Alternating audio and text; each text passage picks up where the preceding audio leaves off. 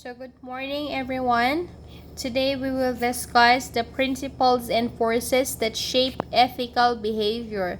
So this is under the chapter 2 of our discussion.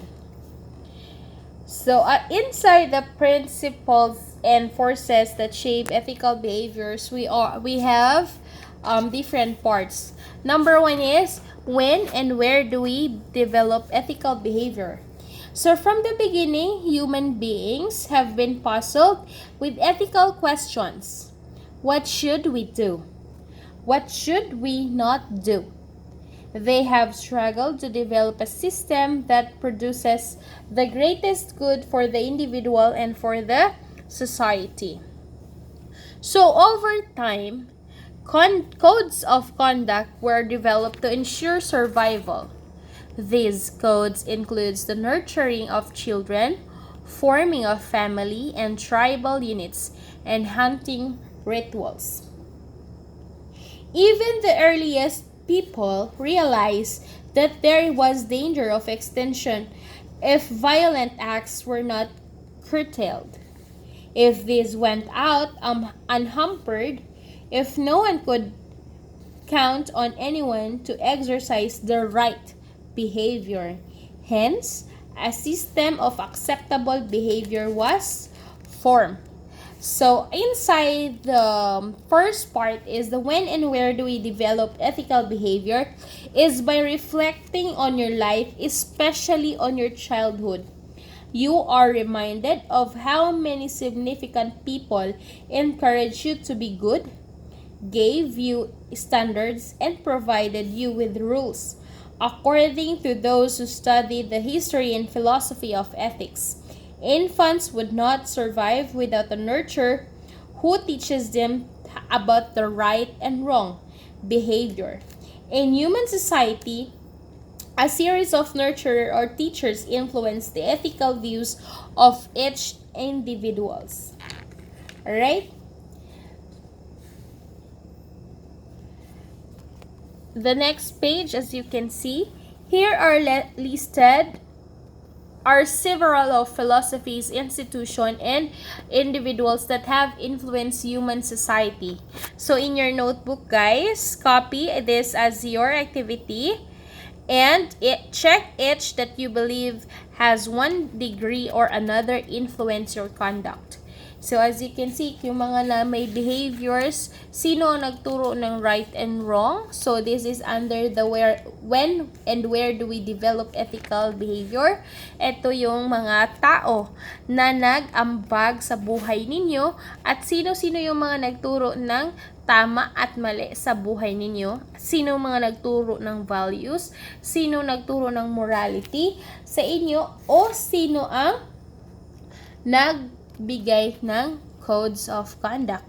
Will it be your father, your mother, your brother, your sister, other relative or relatives, teacher, friend or friends, religious leader, sports hero, military hero, professional hero, books, essay, philosophical writing, and then the religious writings or the scriptures or what we call the Bible or the Quran and other books pa, and then peers, youth group, and others. So, sino-sino yung mga naka-impluensya sa inyo o nagturo sa inyo ang mali sa tama at ang tama sa mali.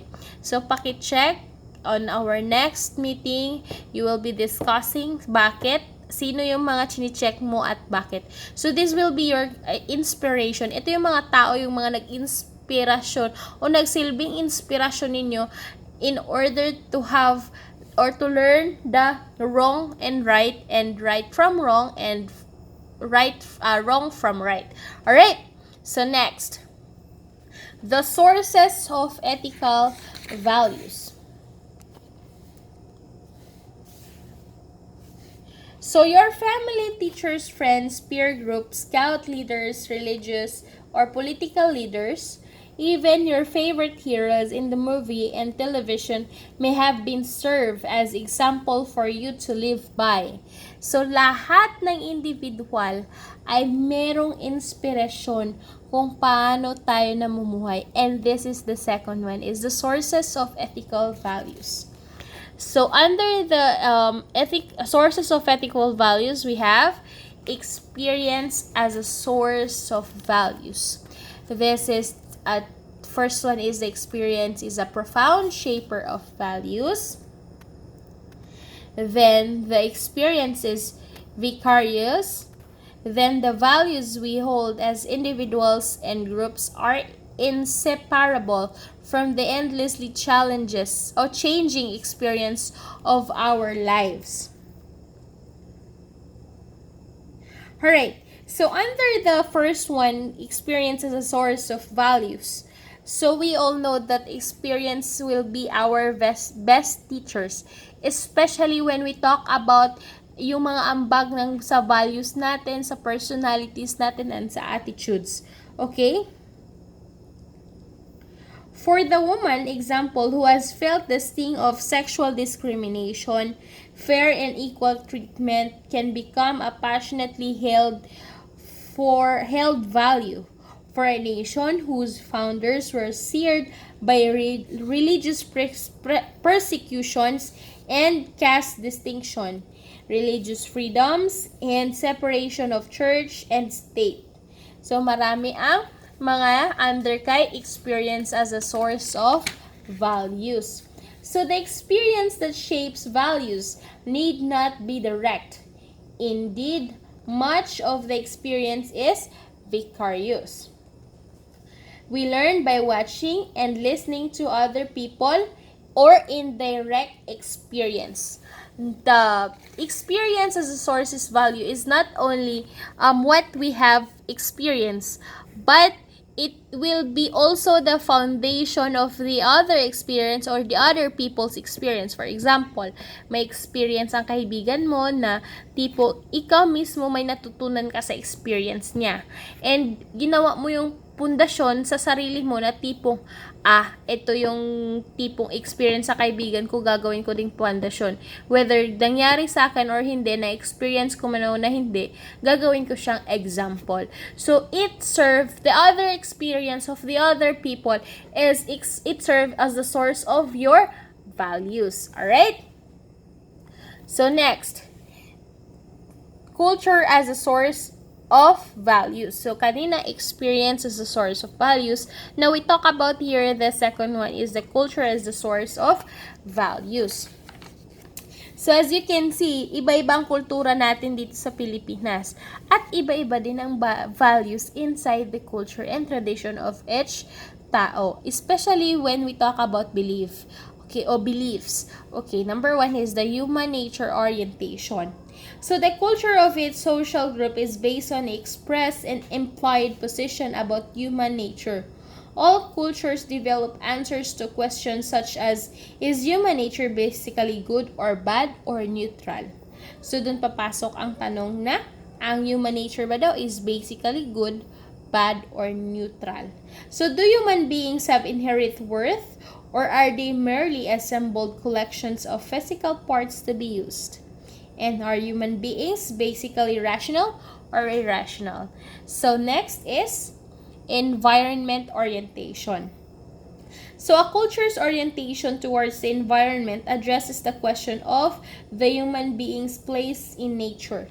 So, are human beings powerless to affect their destiny, or do they have measure to free choice? Or is the relationship between human and nature basically friendly and symbiotic, or hostile and exploitative? So, papasok doon yung mga questions.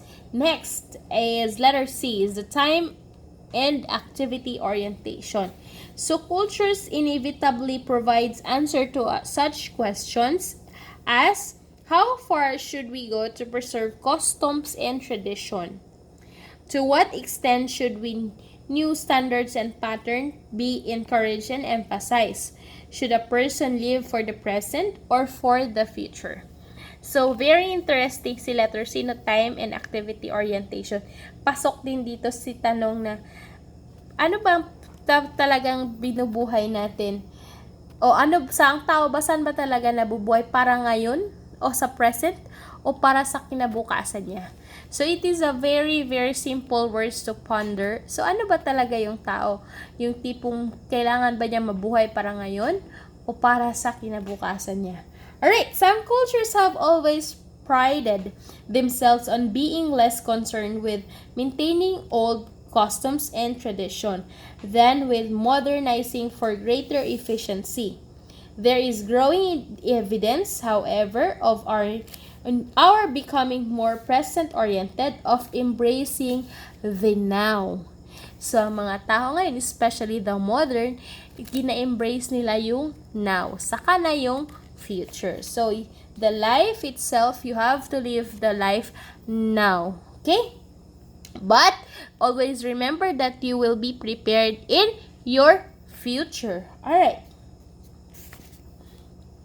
So, number 3, science as a source of values.